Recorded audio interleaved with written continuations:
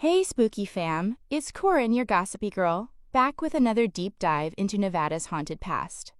When you think of Nevada, you probably picture casinos, desert highways, and ghost towns. But behind the gold rush and Wild West glory are tragic deaths, suicides, fires, murders that never truly let go. And tonight, I'll share the spirits that still walk Nevada's hotels, saloons, and ruins. These aren't just ghost stories. These are real echoes of the 1800s and early 1900s. So grab your lantern and lock the door, because we're about to meet the ghosts of Nevada's Wild West. Story 1. The Gold Hill Saloon and Yellow Jacket Mine, 1873. In February 1873, a fire ripped through the Yellow Jacket Mine in Gold Hill, just south of Virginia City. The flames spread so fast that 37 miners were trapped. Some burned alive, others suffocated in the smoke, and their bodies were never recovered.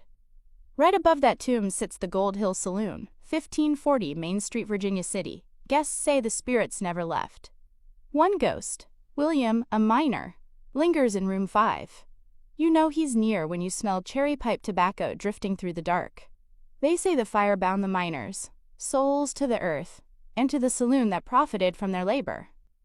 Story 2. The Silver Queen Hotel, Rosie, 1876. The Silver Queen Hotel, 28 North C Street, Virginia City, is one of the most famous haunts in Nevada. During the Silver Boom, Rosie worked here as a prostitute. Overwhelmed with despair, some say it was heartbreak, others claim debts or abuse, Rosie ended her life in one of the upstairs rooms. Now her spirit lingers.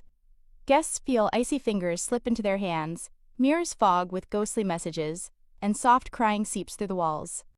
Paranormalists believe Rosie is bound here by loneliness, doomed to seek comfort from men who pass through her hotel. Story 3. The Lady in Red Mizpah Hotel, early 1900s. In Tonopah, the Mizpah Hotel, 100 North Main Street, was the pride of the desert, but it's best known for the Lady in Red. She was a high-class prostitute, glamorous and envied. But her life ended violently, murdered by a jealous lover. Some say she was strangled in her 5th-floor suite. Others whisper she was stabbed in a fit of rage. Her spirit still roams the halls, brushing against guests, whispering in men's ears, and leaving behind the faint scent of roses. The Lady in Red haunts because her story ended too soon. Jealousy stole her life, and vengeance keeps her tethered. Story 4. Abraham Curry House, Carson City, 1800s. At 406 North Nevada Street in Carson City stands the home of Abraham Curry, the father of the city. He died suddenly in 1873, at just 56, after years of pouring his life into the town he built. But death didn't stop him. His shadow has been seen pacing upstairs, watching from the windows. Locals say his spirit never left because he refuses to abandon the city he founded. Abraham Curry is tied not by tragedy, but by duty, an eternal watchman over Carson City. Story 5. Pioneer Saloon, Good Springs, 1913. In Good Springs, the Pioneer Saloon, 310 West Spring Street, is still alive with whiskey and music. But look closer, and you'll see the bullet holes in the walls. Over a century ago, a gambler was caught cheating. The fight ended with a gunshot, and a corpse slumped over the poker table. The gambler's spirit never left. Patrons say they feel a cold presence at the card tables, and some swear they've seen a ghostly hand clutching poker cards. His soul is stuck in the saloon, trapped in his final hand, forever replaying his last gamble. Story 6. St. Thomas, Nevada's drowned town, 1865 to 1938. St. Thomas was founded in 1865, but by 1938, it was gone, flooded under Lake Mead when the government built the Hoover Dam. Families were forced to abandon their homes as the water swallowed the town. Some resisted until water reached their doorsteps. Today, as the lake recedes, the ruins rise again.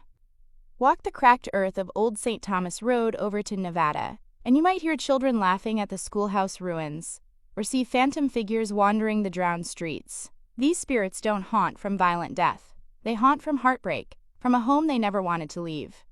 Story 7. Rhyolite Ghost Town, 1904 to 1910s. Rhyolite near Beatty boomed in 1904 and died by 1910. People poured in chasing gold. But when the mines failed, fortunes vanished, and the town collapsed almost overnight. Many families lost everything, and some even took their own lives in despair.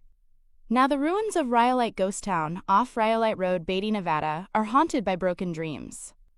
Ghost hunters record whispers, shadows dart across crumbling stone, and sudden icy winds sweep the desert. Rhyolite is haunted not by one tragedy, but by thousands of shattered hopes. Story 8: Winnemucca's Lady in White, 1800s to 1900s. In Winnemucca, locals whisper about the Lady in White. She was a young bride whose husband was killed in a saloon brawl, or perhaps shot near the railroad tracks. Stricken with grief, she wandered the rails, and some say she too took her life. Now at midnight, her ghost drifts along the railroad in her wedding dress, crying for a man who will never return. Witnesses swear her pale figure glides over the tracks, doomed to repeat her search forever. So there you have it. Nevada's Wild West wasn't just guns and gold. It was fires, murders, heartbreak, and restless souls that never moved on. From saloons still echoing with poker games, to drowned towns rising from the desert floor, these spirits remind us that history doesn't just fade away. Sometimes it stays behind. I'm Corin, your gossipy girl. Thanks for tuning in to Unsolved and Paranormal. If you've had your own spooky Nevada encounter, email me at corinninformingthecommunity@gmail.com. And remember, when you pass through Nevada's lonely towns and ghostly ruins, don't look too hard into the shadows. They might just be looking back.